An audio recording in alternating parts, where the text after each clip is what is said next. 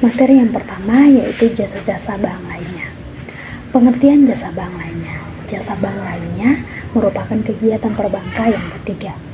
Tujuan pemberian jasa-jasa bank ini adalah untuk mendukung dan memperlancar kegiatan menghimpun dana dan menyalurkan dana. Semakin lengkap jasa yang diberikan bank, semakin baik. Dalam arti, jika nasabah hendak melakukan suatu transaksi perbankan, cukup di satu bank saja. Demikian pula sebaliknya. Jika nasabah bank yang diberikan kurang lengkap, maka nasabah terpaksa untuk mencari bank lainnya yang menyediakan jasa yang mereka butuhkan. Yang kedua, ada keuntungan jasa-jasa bank. Keuntungan pokok perbankan adalah dari selisih bunga simpanan dengan bunga kredit atau pinjaman. Keuntungan ini dikenal dengan istilah spread bias. Keuntungan dari transaksi dalam jasa-jasa bank ini disebut juga dengan fee bias. Adapun keuntungan yang diperoleh dari jasa-jasa bank di antara lainnya, yang pertama biaya administrasi, biaya kirim, biaya tagihan, biaya provisi dan komisi, biaya sewa, dan biaya iuran. Poin C, jenis-jenis jasa-jasa bank lainnya. Yang pertama ada kiriman uang atau transfer. Transfer merupakan jasa pengiriman uang lewat bank baik dalam kota, luar kota maupun luar negeri. Lama pengiriman tergantung dari sarana yang digunakan untuk mengirim. Sarana-sarana yang biasa digunakan adalah surat, telex, telepon, fax mile, online komputer, dan sarana lainnya. Kemudian, besarnya biaya kirim juga sangat tergantung sarana yang digunakan. Sarana yang digunakan tergantung kemauan dari nasabah itu sendiri. Sarana yang dipilih akan memengaruhi kecepatan pengiriman dan besar kecilnya biaya pengiriman. Keuntungan yang diperoleh oleh masing-masing pihak antara lain, yang pertama bagi pihak nasabah akan mendapat yang pertama pengiriman uang lebih cepat, yang kedua aman sampai tujuan, yang ketiga pengiriman dapat dilakukan lewat telepon melalui pembebanan rekening, yang keempat prosedur mudah dan murah. Kedua, bagi pihak bank akan memperoleh yang pertama biaya kirim, yang kedua biaya provisi dan komisi, dan yang ketiga pelayanan kepada nasabah. Jasa yang kedua adalah clearing atau clearing. Clearing merupakan jasa penyelesaian utang piutang antara bank dengan cara saling menyerahkan warkat-warkat yang akan dikliringkan di lembaga clearing. Penagihan warkat seperti cek, bilet giro, wesel bank, surat bukti penerimaan transfer dari luar kota, LLG atau lalu lintas giral atau nota kredit yang berasal dari dalam kota. Lembaga clearing ini dibentuk dan dikoordinasi oleh Bank Indonesia setiap hari kerja. Peserta clearing adalah bank yang sudah memperoleh izin dari Bank Indonesia, seperti Bank BNI, Bank BRI, dan bank lainnya. Ada dua tujuan dilaksanakan clearing oleh Bank Indonesia, antara lain, yang pertama untuk memajukan dan memperlancar lalu lintas pembayaran giral, dan yang kedua agar perhitungan penyelesaian utang piutang dapat dilaksanakan lebih mudah, aman, dan efisien. Atau collection. Inkaso merupakan jasa bank untuk menagihkan warkat-warkat yang berasal dari luar kota atau luar negeri. Sebagai contoh, apabila kita memperoleh selembar cek yang diterbitkan oleh bank di Kota Bandung, maka cek tersebut dapat dicairkan di Jakarta melalui jasa inkaso.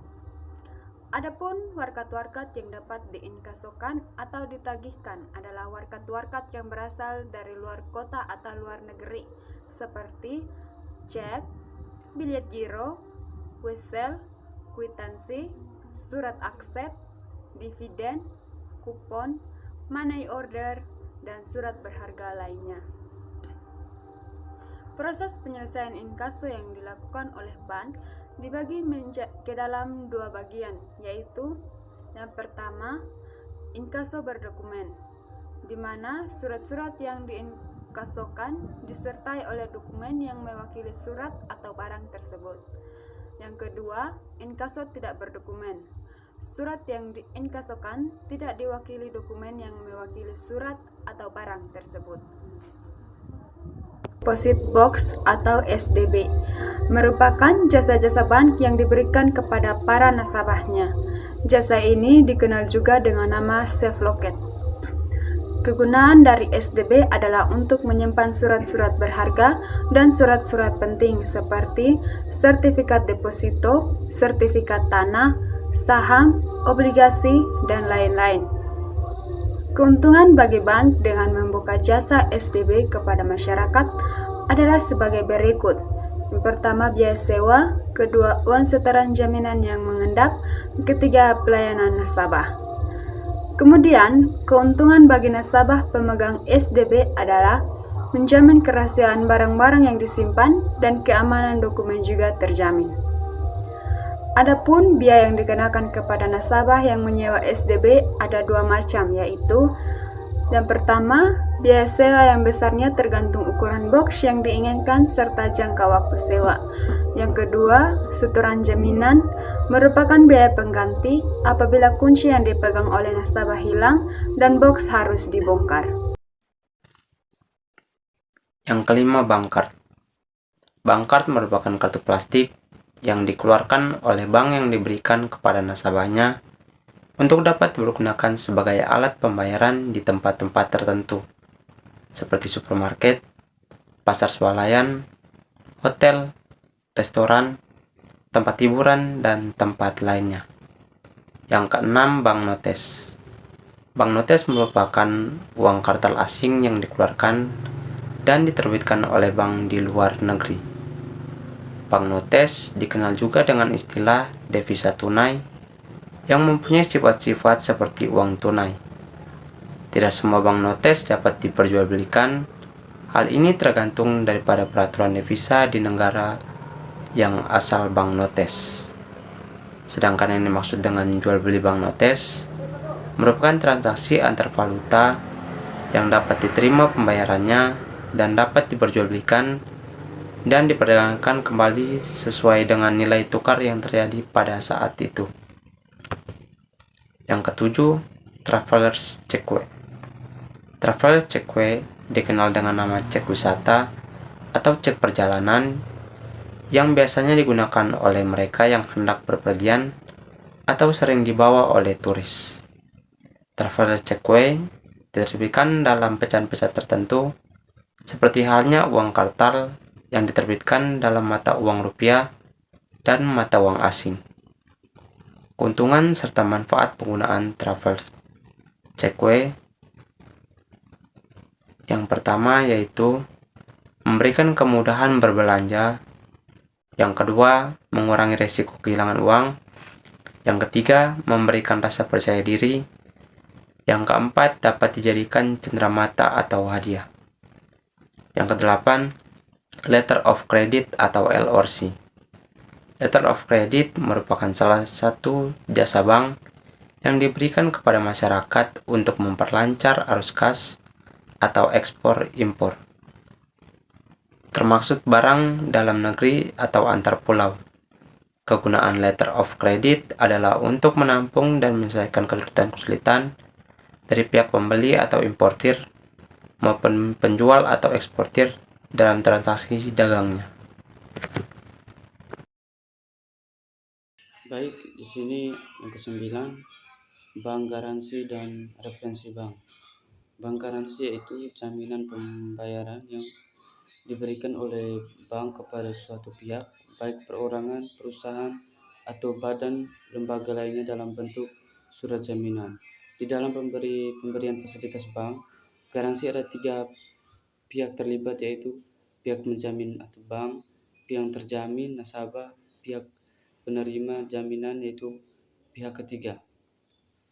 Yang poin yang ke-10, memberikan jasa di pasar modal. Di pasar modal, pihak perbankan mempunyai peran yang sangat besar dalam rangka memajukan perkembangan pasar modal. Perbankan pendukung setiap kegiatan yang ada demi kelancaran transaksi pasar modal di bursa efek. Di sini ada jasa-jasa bank yang diberikan dalam rangka mendukung kelancaran transaksi di pasar modal, antara lain yang pertama ada penjamin emisi, yang kedua penjamin, yang ketiga wali amanat, yang keempat perantara perdagangan efek atau pialang, yang kelima ada pedagang efek, yang keenam ada perusahaan pengelolaan dana. Dan yang berikut poin ke-11, menerima setoran. Jasa ini diutamakan untuk membantu nasabahnya dalam mengumpulkan setoran atau pembayaran lewat bank setoran atau pembayaran yang bisa diterima oleh bank, yaitu yang pertama pembayaran listrik, yang kedua pembayaran telepon, ketiga pembayaran pajak, yang keempat pembayaran uang kuliah, yang kelima ada pembayaran air, yang keenam ada pembayaran ONH. Yang poin ke-12 adalah melakukan pembayaran. Yang melakukan pembayaran ini yaitu ada pembayaran gaji, pensiunan, bonus, hadiah, dan dividen. Kedua, yaitu tugas-tugas Bank Indonesia. Bank Indonesia yang selanjutnya disingkat BI adalah Bank Sentral Republik Indonesia sebagaimana dimaksud dalam Undang-Undang Dasar Negara Republik Indonesia tahun 1945. Yang pertama, ada tujuan Bank Indonesia. Tujuan Bank Indonesia seperti tertuang dalam Undang-Undang Negara Republik Indonesia Nomor 23 Tahun 1999 Bab 3 Pasal 7 adalah untuk mencapai dan memelihara kestabilan rupiah.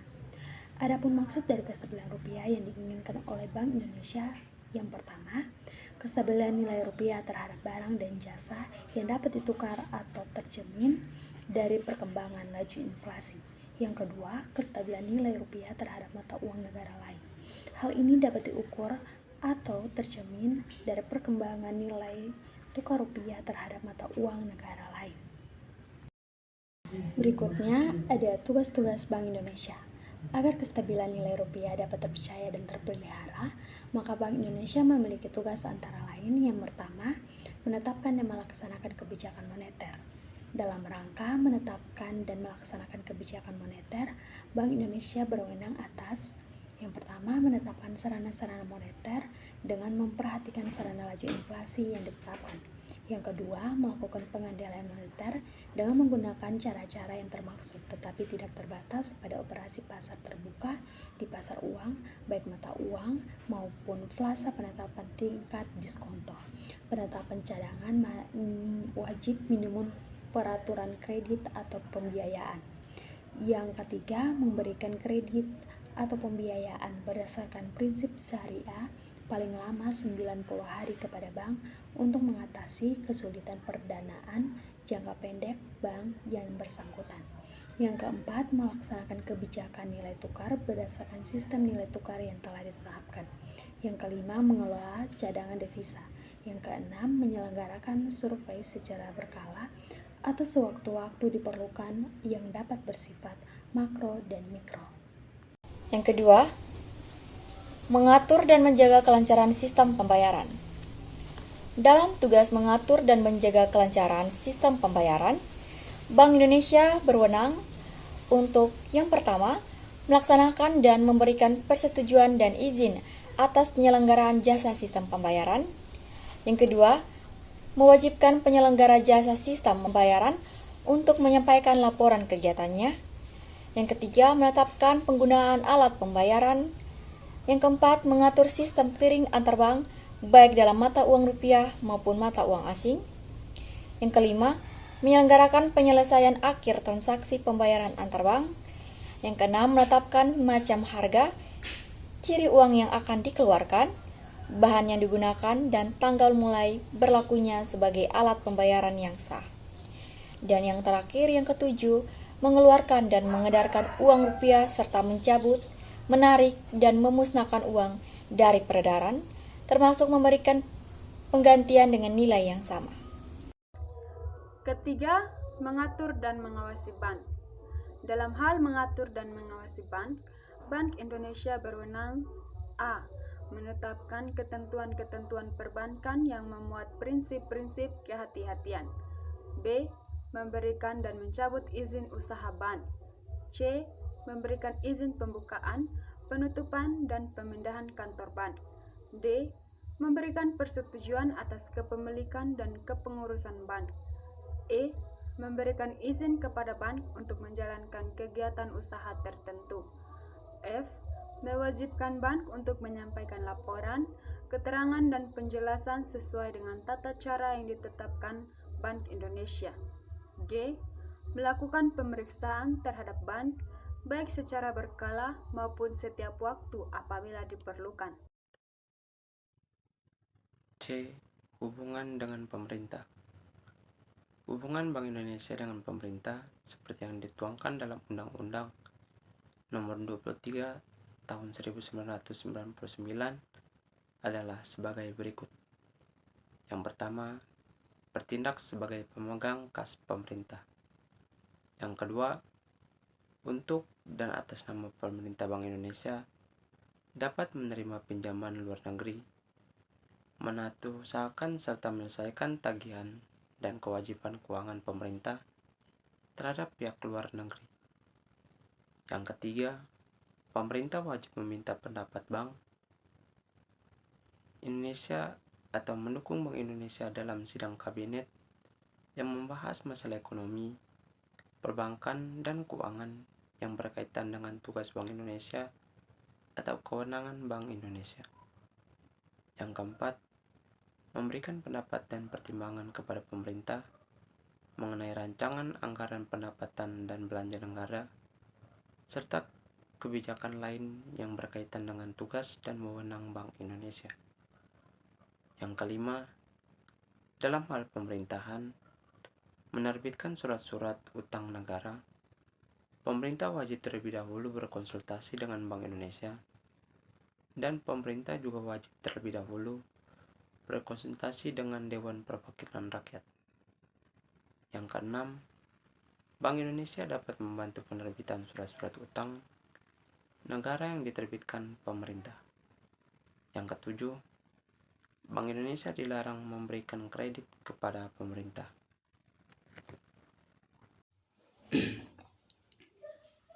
Yang berikut poin D. Hubungan dengan dunia internasional.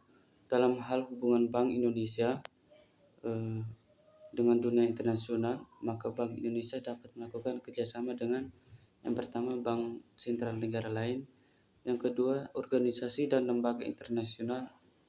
Dalam hal ini dipersyaratkan bahwa anggota internasional atau lembaga multilateral adalah negara, maka Bank Indonesia dapat bertindak untuk nama negara Republik Indonesia sebagai anggota.